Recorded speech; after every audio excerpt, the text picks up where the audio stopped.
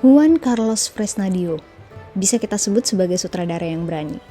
Berani karena mengambil Damsel sebagai judul yang bertolak belakang dengan cerita di filmnya sendiri. Berani karena mengemas filmnya dengan nuansa kerajaan yang tergolong lumrah di perfilman Hollywood. Berani karena mengadopsi karakter yang banyak kita temukan di film-film terkenal lainnya.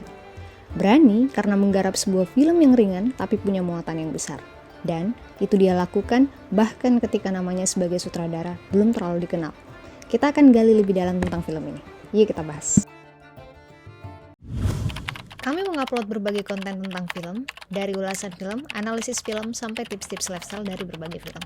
Subscribe dan nyalakan konten notifikasi biar gak ketinggalan video berikutnya. Adegan awal akan memperlihatkan kita tentang kondisi Elodie, keluarganya, beserta kerajaannya yang sangat miskin. Di sini kita akan diperlihatkan bagaimana stok pangan mereka benar-benar sudah di ambang batas, apalagi musim dingin sudah mendekat. Satu-satunya jalan untuk keluar dari kemelaratan ini adalah pernikahan Elodie dengan pewaris tunggal kerajaan Aurea, yaitu Henry. Dan ini adalah usul dari sang raja, yang adalah ayah dari Elodie. Demi rakyatnya, Elodie tentu saja menerima dengan berbesar hati.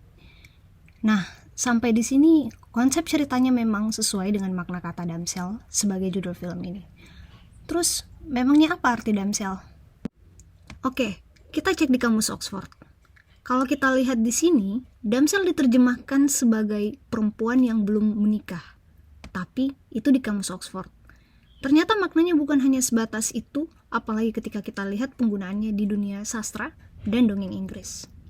Di sastra dan dongeng-dongeng, istilah ini justru selalu memiliki makna yang sangat-sangat spesifik, yaitu perempuan yang lemah, yang rapuh, dan sengsara karena selalu terancam bahaya. Ya, mungkin itu kenapa para damsel di dunia fiksi selalu membutuhkan perlindungan dari seorang laki-laki, dalam hal ini pangeran. Juan Carlos Fresnadillo mencoba menjernihkan kata damsel itu dari stigma-stigma ini dengan cara membangunkan ingatan kita tentang stigma-stigma tersebut, sekaligus membantahnya. Loh, maksudnya gimana? Fresnadillo bermain dengan strategi mencuplik dongeng dan legenda, termasuk dari kisah Cinderella dan hagiografi Santo George. Dia bermain-main dengan metode mirip tapi beda. Kalian mungkin merasa teringat dengan kisah Cinderella di tengah penceritaan kehidupan Elodie. Misalnya di awal adegan, kita melihat Elodie yang mengerjakan segala pekerjaan yang penuh debu, layaknya kita melihat Cinderella.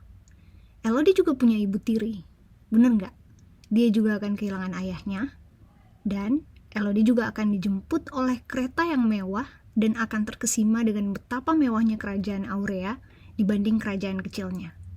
Tapi Elodie tidak berakhir seperti Cinderella. Dia tidak meninggalkan rumahnya, lantas berbahagia di sebuah istana.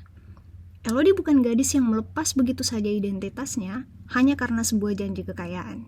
Dia kembali ke kerajaan kecilnya karena dia tahu rakyatnya sedang menunggu. Ingat, mirip tapi beda.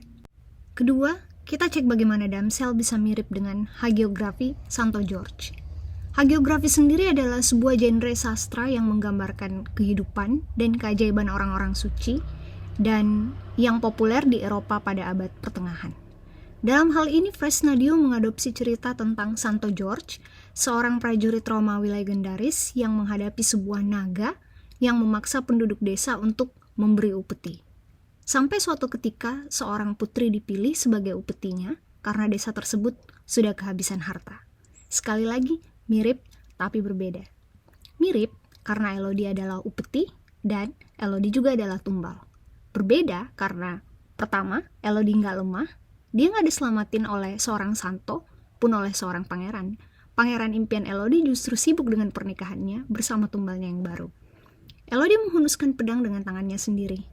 Melawan naga hanya bermodalkan iman dan keberanian. Dua, Elodie nggak rapuh. Di satu scene, Elodie menyaksikan ayahnya sedang berusaha untuk menyelamatkan Elodie. Sayangnya ayahnya gagal.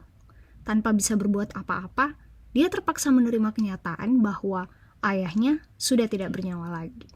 Tapi Elodie bangkit dan kembali berusaha untuk tetap hidup. 3. Elodie nggak sengsara.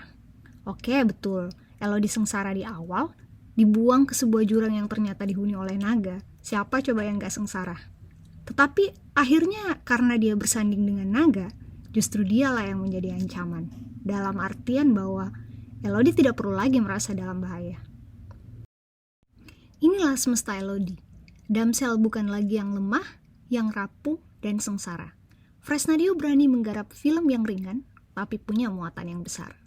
Oke, segitu dulu untuk video ini. Kalau ada hal menarik lagi, yuk tulis di kolom komentar, biar kita saling berbagi. Bye!